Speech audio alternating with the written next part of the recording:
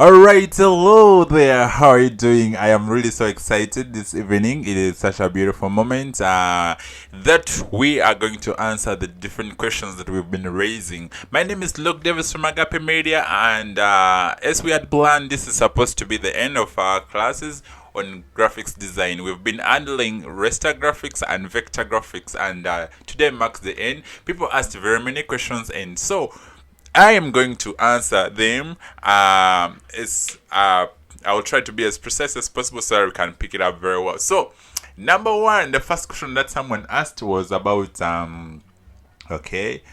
it was about creating a gradient blur in the background. So, ladies and gentlemen, it's a common question. I'm just going to look for some photo that I can use here. Okay. Right. I don't know whether I can get some good photo. Okay, so meanwhile I'm looking for this photo, I want you to know that our discussions we shall continue, but if you still have any question, you can still send. So now this person was asking, how can we blur the background in a way that the objects which are far, like at this point, it is more blurry than the ones which are nearer. So let me just look for a photo which has not been edited yet, so that we can use. This may take a little while, so I request that to just bear with us. Yeah, because we really want to do this together. So let me get some photos. Okay. Right. This is taking so long. I can't see the pics. But anyway, it's all well. We're going to do this together, so just hang in there. We're going to try our best to use the resources that we're having here. I hope it will be well. So let's just get some good photo around that we can use. Okay, I'm just going to use one of these ones. Okay, let me just drag it and drop it in Photoshop. Remember, we are still doing all our designs using Photoshop CS6. So now, this is it. The question was, how do we blur the background in such a way that the objects which are nearer are not over blurred, then the ones which are far, it's more blurry. So the first thing that you want to do is to separate the layers. Create a different layer or a separate layer for the foreground and the background. Very simple. We already talked about that. If you're using a newer version of Photoshop, this would be very easier for you. But since we are using CS6, which is of 2013, come on guys, it's really old, but then we are still using it. So that one, it might be a little longer. I mean, the process might be a little longer, but just hang in there because we're going to do this together. So we're going to create two different layers. I'm sure by now you already understand what we mean and you know how to do that very well. So I'm not going to repeat the procedures. If you missed that, or it's your first time to be in this class, then just go ahead and check in our previous videos. I'm not going to make it very perfect, but I think that's enough. So I'll just go to refine edge, and after that I'm not going to maybe do a lot of brushing. I don't have time. Anyway, let me just do this one here. Okay, that's enough. Then I will just go ahead and click OK. Now here we have two different layers. We have the foreground layer and the background layer. So now, first thing first, let us disable the background. Let's work with the foreground. Now with the foreground, if you wanted to make adjustments, this is the right time. But since we are talking about blurring, we work on the background. So in the background, we said we use the lasso tool to make selection around the object, or the object which is in our foreground. We use lasso tool so that we remove it by going to edit, then fill, then using content aware tool. So we fill it using the content aware tool so that we remove the main object which is in the foreground from the background, and by then we shall be able to manipulate the background in any way we want, because we shall have done with that. So there are some other things that maybe I will show you with the time, but for now let us just answer the question that people asked. There are some similar things, for example, how to avoid glitches that always remain after blurring. Yeah, we can correct that, and I would prefer to do such in the newer version of Photoshop because it's far much easier. Yeah, but the reason why we use CS6 for training is it's the basic software. It's like the fundamental one. So once you train from CS6, you can easily operate or do your designs using CC 2019, 2018, 2020, or 2021. Maybe even next year when 2022 comes out, you can still use it very well. But if we were to train using let me say 2021, it would be hard for you to go back and use CS6. So that is why we have been doing that. All right, now just remove the selection, go to select, then deselect, so you can see we have removed the selection. Now last time we showed you how to create the blur. So you go to filter, then blur. Now last time we used lens blur or surface blur or motion blur. Now all this blur will give you a good blur, but if you want to be in control of the focal point, the point where it's not blurry, then go to tilt shift. Ladies and gentlemen, I repeat, go to tilt shift. After going to let me repeat, go to filter, then blur, then come to tilt shift.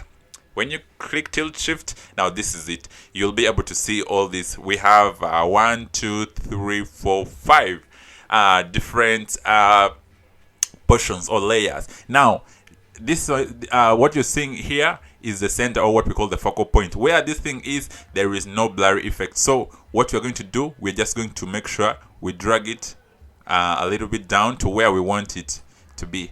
So I think the photo we're having, it's somewhere here, so we can create it there. Okay, so we said, and this is the focal point or the point of focus, so we can drag this one down. We can use this arrow and we drag this down. All right, now you can see the things which are up there, they're more blurry. So if we want it less blurry up to here, we shall drag that one up so that here it's less blurry, but up here it's more blurry. So that is it. You just use these lines to control, and remember you can always add the blurriness. Okay, you can increase more blurriness. Like, hope you can now see this one is too much, so we can drag this one a little bit up here so that okay, so that here it's not too blurry, but there it's somehow. Then maybe we can also drag this one a little up. Okay, now you can see, you see down here it's not so blurry, but up here it's more blurry. So that's how we do it. And once we're done, we just go ahead and click OK. You can still adjust the values like light bokeh, the bokeh color, and so on and so forth, but we don't have time for that, so we're just going to click that. So we are adding our blurry effect, and so we shall have answered that question that someone raised. So by now I hope you can be able to recreate this or redo the things we've done. It's just as simple as that. Please make sure you do that always in case you need that. But then if you're going to create a blurry effect for portraits, then I would advise you use the lens blur or the surface blur instead of this. So let's enable. You can see now here it's the less blurry, there it's more blurry. So that is it. Now one more thing that I wanted to tell you about is what we call, I'm going to go back to the point where we were in refine edge. Okay. Okay, now at this point where we are in refine edge, or actually let's go back to the beginning. Now there is what we call editing as a smart object. A smart object allows you to undo or go back to the point where you were before. For example, if we want to create this smart object, we just right click, then go to convert to smart object. This means any change you make, you can still undo it. For example, now that we have created the smart object out of this, we can select this. Let's make the selection faster. Okay. All right. I'm just trying not to be. I'm trying not to waste a lot of time. And that's why I may not be so neat in making the selection. Don't mind. Our interest is not in the selection, so whichever selection we have made, let's just go with that. So so now after doing that, we can go ahead and repeat the procedures we did before. We go to we're still under select. We go to refine edge. Now if we refine this edge and create another layer, I want you to check on this. Now every layer that we create, we shall be seeing a smart object down here. See, now this is a smart object. Being a smart object means if we double click on it down here, we're able to open and check the effects that we've made, and we can actually undo from there. So that is how smart objects work. So you can always edit in or edit as smart objects. For example, even here you can still what convert to smart object that very layer. So after converting this layer to smart object, this means let's say if we create the blur effect, for example, let's go to filter, blur, then okay, now we're unable to, sorry, we were working, sorry about that, we were blurring the background. So when we go to filter, did we create the smart object, convert to smart object? Yes, now it's a smart object, but we go to filter, blur, then what's happening, I'm unable to, yeah, we didn't we skipped something, we skipped about filling. Okay, all right, but what I was trying to illustrate here is smart objects allows you to double click and you open you open the procedures that you've been doing before. Okay, like the steps you've been doing before, without coming to history here, without checking from history. You can so just come and click over here. So it's a choice you have to make. Either you can just edit as original or you edit as a smart object. So ladies and gentlemen, I believe I have answered that question. So whoever asked that question, I believe by now you're able to create a gradient blur effect. Now question number 2, which is the last question we're going to do for now, is what we call the warp. The warping here. Someone asked me a very hard question. Very hard. Hey, you people, you're not easy. People can ask very hard questions. So let me use my photo. Which one? I love. There is a photo of mine here I love so much. So guys, let's just use this photo. Okay.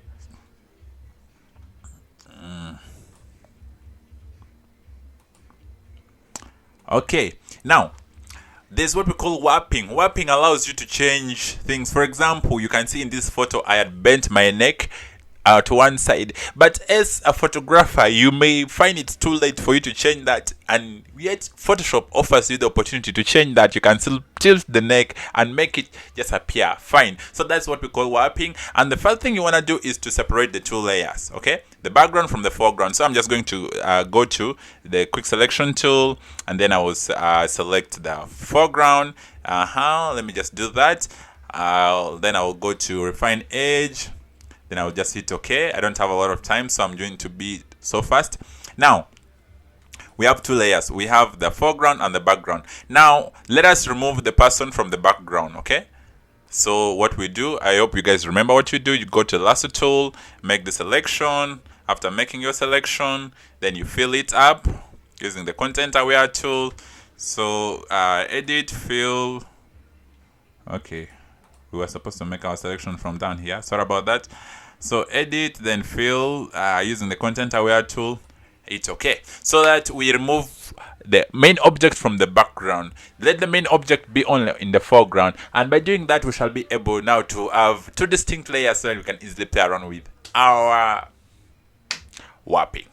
So warping is a very, very interesting tool, by the way. Very many people will not teach you this, but I am going to teach you this. Someone asked me, I was going to give the person a very different answer because warping is a very powerful tool and you can easily manipulate photos in any way you want. So let's just hang in a little while as this progress completes.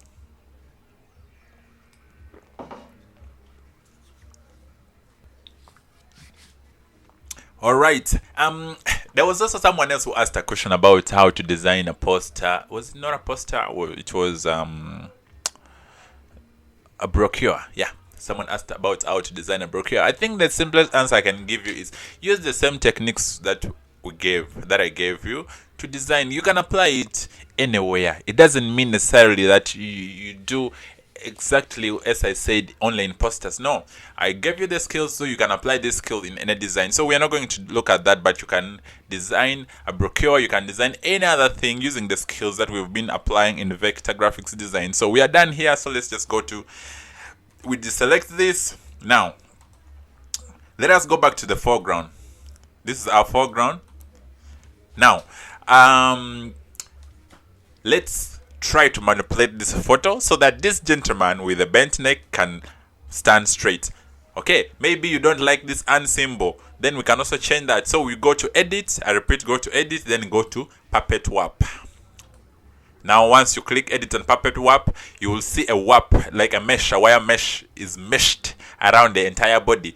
Yeah, so now what you have to do is to create pins, pins like anchor points, add anchor points. In vectors we were calling it anchor points, so here under puppet warp we're calling it pins. So just click on the points where you want to change the directions from. So I think we want to change the fingers, so we can create a pin here, we can add another one there, we can add another one at this joint. I would advise you put it at joints. We can add another one here, can add another one here, then we can add one on the neck, then one on the forehead. So we want to manipulate this, maybe even the hands, we want to change even the shoulders. And once we are done, then click on the one you want to adjust. For example, you can click on this one, then just adjust and bring it. So ladies and gentlemen, I hope you can see, look at this guy, is now looking good. I mean, okay guys, it looks steady, right? So that's how you do it. And you can also change the fingers, okay? But be careful, you may end up changing the entire body. That's why I'm saying be very careful. But it's easier, a lot easier, if you have something like this. So if you realize the finger is too short or long, you can do that. Even this one. Now, me, I don't know how to, like, my fingers cannot bend too much. But I can create the bend from here. Or if you feel it's too much, you can just leave it there. So once you're done, just go ahead and click this tick. Boom. Right, now you check what we have here. So this is now the final photo we are having. Let's check before and after. This is before, ladies and gentlemen. This is after. I mean, isn't this amazing? So you can apply the same technique in any design of yours. You can apply it anywhere you want, and you'll have something so awesome. Check it. This is after, this is before. So that is how powerful the puppet warp tool is. It is really awesome, so you should try it out. We have very many other tools that you can always play around with, but because of time we may not be able to talk about them. But in case you have any question, just feel free to ask me personally and I'll be able to answer it. Otherwise, it's been a great journey working with you. It's really been so awesome. So today being the end of our class, if we don't have any other question, because I asked us to raise questions, and those are the only questions that came up.